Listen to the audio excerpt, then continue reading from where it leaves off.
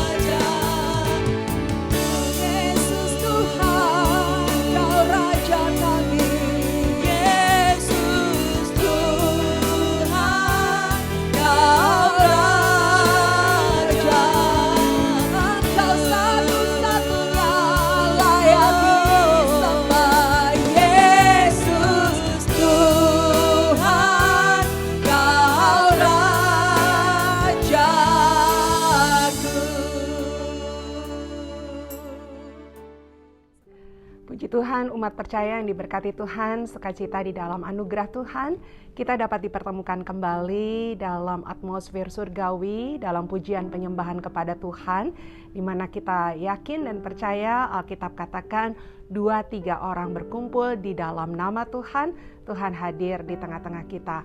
Walaupun kita tidak berada di tempat yang sama, tetapi ketika kita menyatukan hati, kita percaya Roh Kudus bekerja untuk mengurapi dan memberkati kita. Dan sekarang saatnya kita akan mendengarkan kebenaran firman Tuhan yang akan menjadi fondasi dalam iman kita dan terang untuk menuntun langkah-langkah kita. Saya mengajak Anda untuk bersatu di dalam doa. Terpujilah Engkau Allah yang hidup di dalam nama Tuhan Yesus Kristus, Allah yang kami sembah di dalam kemuliaan, kebesaran, dan keagungan. Kami bersyukur untuk karya-karya-Mu yang luar biasa, perbuatan-Mu yang heran dan ajaib, yang tidak pernah membiarkan dan meninggalkan kami.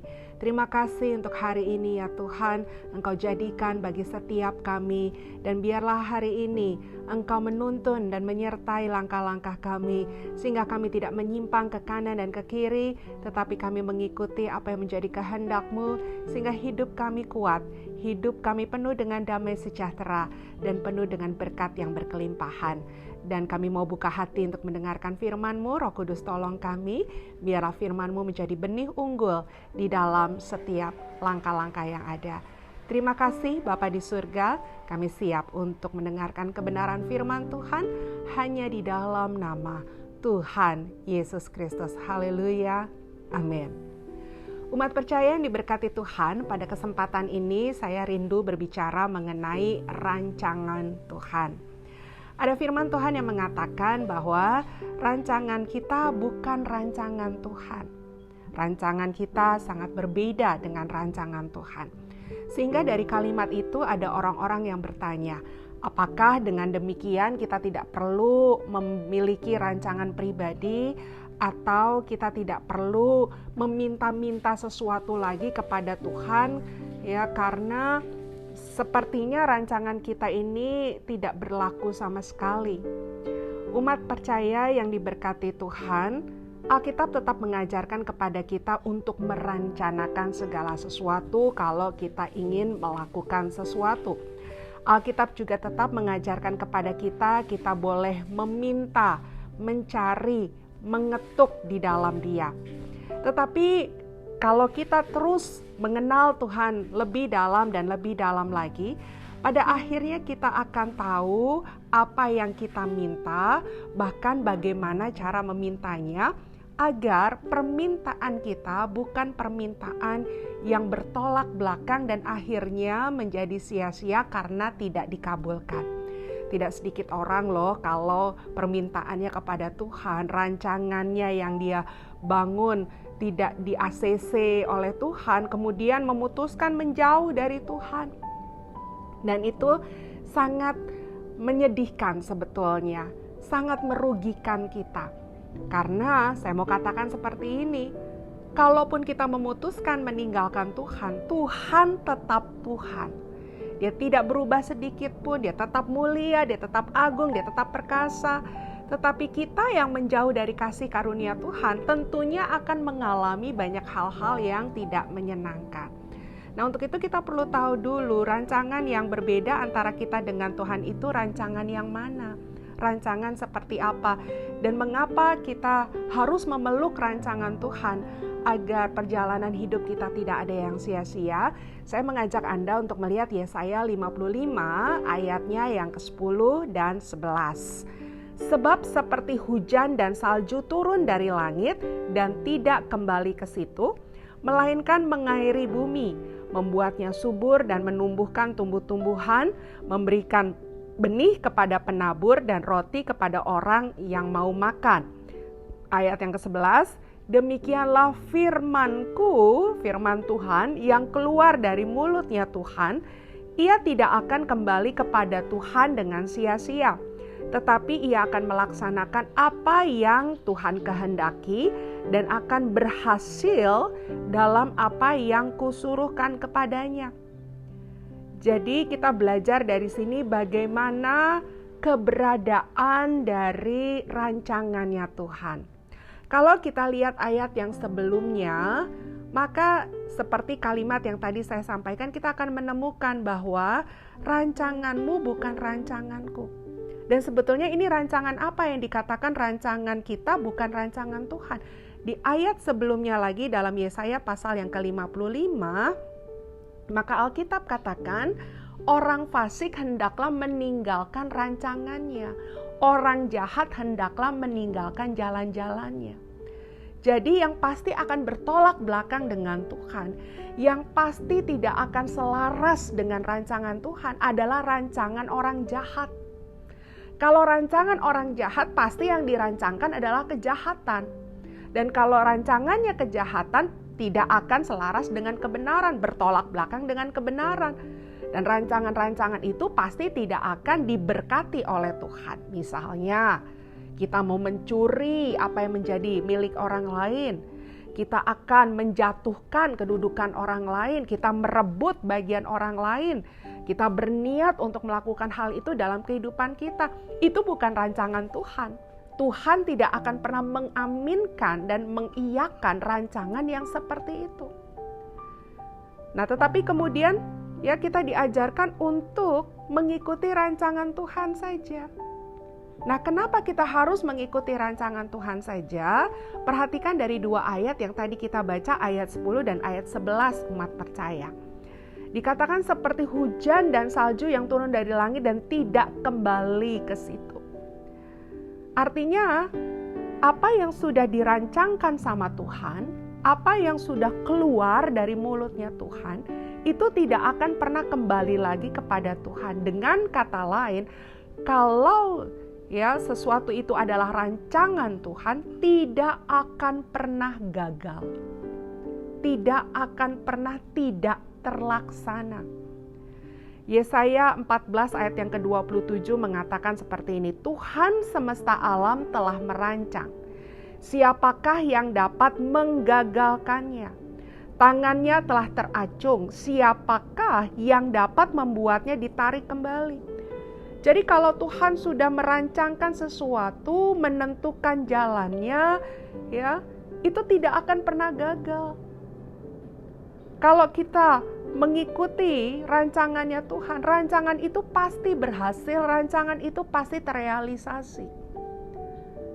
Bahkan berikutnya, kalau kita lihat Mazmur 33 ayat 10 dan ayat 11 dikatakan, Tuhan menggagalkan rencana bangsa-bangsa.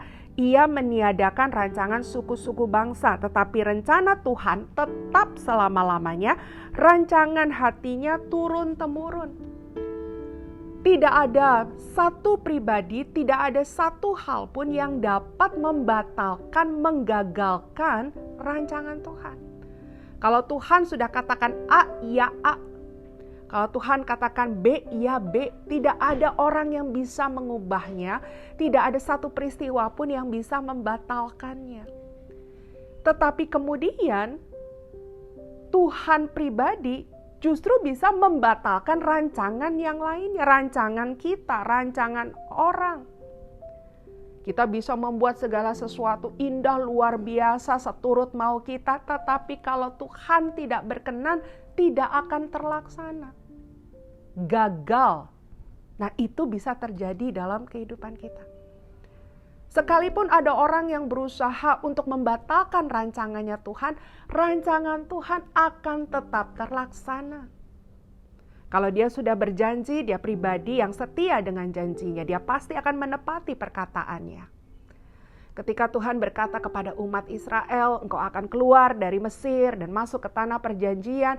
Kita tahu dalam 40 tahun perjalanan orang Israel itu banyak kejadian-kejadian yang orang Israel ingin membatalkan rancangan Tuhan. Mereka berkali-kali berkata, lebih baik kami kembali ke Mesir, lebih baik kami mati di Mesir. Dan apakah kemudian Tuhan berubah hati? Oh iya deh, kalian terlalu banyak bersungut-sungut, kalian sepakat ya, mayoritas ingin kembali ke Mesir, ya sudah, saya cancel rancangan saya, mari kita kembali ke Mesir. Apakah seperti itu? Tidak. Tetap orang Israel masuk ke tanah perjanjian. Hanya yang perlu kita perhatikan adalah yang tidak sepakat dengan rancangan Tuhan, itu yang gagal, itu yang tidak akan masuk ke tanah perjanjian. Makanya kita juga perlu hati-hati ya, umat percaya. Kalau kita mencoba menentang rancangan Tuhan dengan pemikiran rancangan itu bisa kita ganti, rancangan itu kita bisa gagalkan, kitanya yang akan terpental keluar dari rancangan Tuhan. Ataupun Tuhan berkata begini, Daud tahtanya akan tetap untuk selama-lamanya. Nah, di dalam perjalanannya kita lihat keturunan Daud juga bukan keturunan yang selalu baik-baik saja. Ada saja anak-anak Daud yang berbuat dosa, kesalahan, dan pelanggaran. Tetapi sekali Tuhan merancangkan sesuatu, iya dan amin umat percaya. Maka apa yang terjadi? Tahta Daud tetap kokoh dalam rancangan Tuhan. Demikian pula dalam hidupmu dan hidupku. Kalau Tuhan sudah merancangkan sesuatu dalam hidup kita, dan kemudian kita komit mengikuti apa yang Dia mau, gak akan pernah kecewa, gak akan pernah gagal, gak akan pernah batal, pasti terjadi dalam kehidupan kita. Makanya itu hal yang pertama, betapa indahnya kalau kita tidak memaksa keinginan kita, memaksa berjalan dengan rancangan kita, tetapi kita ikuti apa yang Tuhan mau, apa yang Tuhan nyatakan dalam kehidupan kita. Lalu kemudian hal yang kedua, kalau tadi kita baca di dalam Yesaya 55 ayat 10 dan 11 tadi, dikatakan bahwa air yang turun itu akan menumbuhkan tumbuh-tumbuhan, memberikan benih kepada penabur dan roti kepada orang yang mau makan. Kalau kita bikin rancangan secara pribadi kita, kadangkala rancangan itu hanya untuk memuaskan hati kita, hanya untuk memenuhi kepentingan kita, dan tidak sedikit bisa merugikan orang lain. Kita tidak memikirkan keberadaan orang lain. Pokoknya rancangan kita terjadi, rancangan kita terpenuhi, kita tidak peduli apakah orang lain nyaman, orang lain diberkati, diuntungkan, kita tidak peduli umat percaya. Tetapi kalau rancangan Tuhan, maka rancangan itu tidak akan pernah tidak baik. Dan rancangan Tuhan itu bukan hanya memberkati kita, pastinya ya kalau kita mengikuti rancangan Tuhan, rancangan itu jelas memberkati kita. Tetapi tidak hanya sampai di situ umat percaya, kalau kita menghidupi rancangan Tuhan, maka rancangan Tuhan itu juga akan mendatangkan berkat bagi orang-orang di sekitar kita, bagi lingkungan kita. Dan rancangan Tuhan itu bukan rancangan yang mencelakakan, jadi tidak mungkin merugikan, apalagi diri kita sendiri begitu ya. Tidak akan merugikan orang lain, mencelakakan orang lain, menghilangkan damai sejahtera orang lain. Yeremia 29 ayat 11 berkata, sebab aku ini mengetahui rancangan-rancangan apa yang ada padaku mengenai kamu, demikianlah firman Tuhan, yaitu rancangan damai sejahtera dan bukan rancangan kecelakaan, untuk memberikan kepadamu hari depan yang penuh pengharapan. Dan ini juga bisa memberikan indikasi kepada kita kalau kita mau mengevaluasi apakah saat ini yang kita kerjakan ini rancangan Tuhan atau tidak. Di mana lihat rancangan itu mendatangkan berkat atau tidak. Karena rancangan Tuhan bukan kecelakaan yang tidak akan mendatangkan kerugian ya, kerugian buat diri kita sendiri, kerugian buat keluarga, kerugian buat orang lain. Sama sekali tidak. Pekerjaan kita, kegiatan kita, itu tidak akan merugikan sekeliling kita sehingga mereka malah justru menghina kita atau justru merendahkan kita atau justru kecewa dengan kegiatan kita. Tidak akan seperti itu. Apa yang kita lakukan akan membuat juga orang lain bersuka cita. Ulangan 30 ayat yang ke-16. Karena pada hari ini aku memerintahkan kepadamu untuk mengasihi Tuhan Allahmu dengan hidup menurut jalan yang ditunjukkannya. Lihat, kalau kita berjalan seturut dengan jalan yang dirancangkan, yang ditunjukkannya, dan berpegang pada perintah, ketetapan, dan peraturannya, supaya, lihat, saudara dan saya hidup dan bertambah banyak, dan diberkati oleh Tuhan Allah kita di negeri kemana saudara dan saya masuk untuk mendudukinya. Jadi kalau kita ikuti jalannya Tuhan, arahannya Tuhan, pintu-pintu yang dibukakan Tuhan, tidak memaksa kemauan kita, tidak merasa bahwa ini yang paling benar dalam kehidupan kita, dan terus mengikuti firman-Nya bicara seperti apa, lihat lingkungan mengarahkannya seperti apa yang tentu tidak bertentangan dengan firman Tuhan, maka Alkitab berkata kita akan hidup di dalam berkat-Nya Tuhan. Nah, tentunya kita tidak ingin ketika kita merencanakan sesuatu menjadi sia-sia. Kita tidak ingin rancangan kita menjadi gagal. Untuk itu, apakah kita tidak boleh punya rancangan? Ya, boleh. Tetapi kalau kita terus setia dengan Tuhan, kita terus intim dengan Tuhan, kita mengenal hatinya Tuhan, membaca firman Tuhan dan mengikuti apa yang Dia kehendaki, maka rancangan kita akan selaras dengan rancangan Tuhan. Rancangan yang kita bangun akan sesuai dengan hatinya Tuhan. Dan kalau sesuai dengan hatinya Tuhan, tadi kita sudah belajar, tidak akan gagal. Tidak ada yang bisa membatalkan.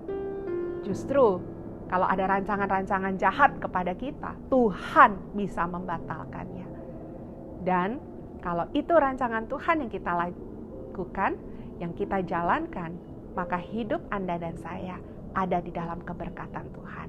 Bahkan orang-orang di sekitar kita juga akan menikmati berkat seperti kita. Tuhan Yesus memberkati. Kita berdoa. Tuntun kami hanya berjalan di dalam rancangan-Mu Tuhan. Mampukan kami untuk tidak memaksakan diri untuk melakukan apa yang menjadi keinginan pribadi kami, yang sebetulnya kami ini manusia terbatas, tidak tahu apa yang terbaik, apa yang akan terjadi di kemudian hari. Maka dari itu kami butuh Tuhan yang tahu apa yang akan terjadi dan tahu apa yang terbaik dalam kehidupan kami. Ajar kami untuk meletakkan rencana kami di dalam tangan pengasihan-Mu dan peka akan arahan Tuhan. Kalau Tuhan buka pintu, kami melangkah. Tapi kalau Tuhan tutup pintu, kami tidak akan dobrak ya Bapa. Kami akan tunduk taat dan rendah hati dengan rancangan Tuhan. Kami belajar untuk mengikuti jalan-jalannya Tuhan dan mensyukuri apa yang Tuhan nyatakan dalam kehidupan kami. Dan kami hanya mau Tuhan menikmati berkat yang daripada Engkau, menikmati anugerah yang disediakan oleh karena kami mengikuti rancangan Tuhan. Bapa di surga, berkatilah umat percaya dimanapun mereka berada. Hari ini mungkin ada hal-hal yang mereka sedang rindukan, dan mereka sedang bangun, rancangkan untuk mencapai hal itu. Bapa, biarlah Roh Kudus tuntun hati dan pikiran mereka, sehingga apa yang mereka lakukan tidak menyimpang keluar dari kebenaran, tetapi sesuai dengan apa yang menjadi keinginan Tuhan.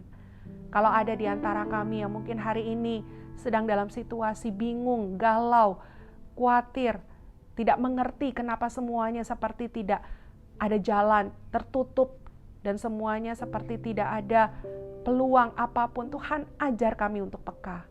Mungkin ini bukan rencana Tuhan, mungkin ini bukan rancangan Tuhan, dan ajar kami semua untuk merelakan hati, berbalik, berdiam, untuk menantikan yang datangnya daripada Tuhan. Diberkatilah umat percaya dimanapun mereka berada, keluarga, pernikahan, pelayanan, pekerjaan, studi, apapun yang mereka lakukan, mereka meletakkan Tuhan di atas segala-galanya, dan mereka akan melihat keberhasilan dan keberuntungan akan menjadi bagian dalam hidup mereka. Tutup bungkus kami semua dengan kuasa darah-Mu dan firman Tuhan yang sudah kami dengar. Biarlah menjadi benih unggul dalam kehidupan kami, bertumbuh dan berbuah lebat, sehingga hidup kami menjadi berkat bagi banyak orang.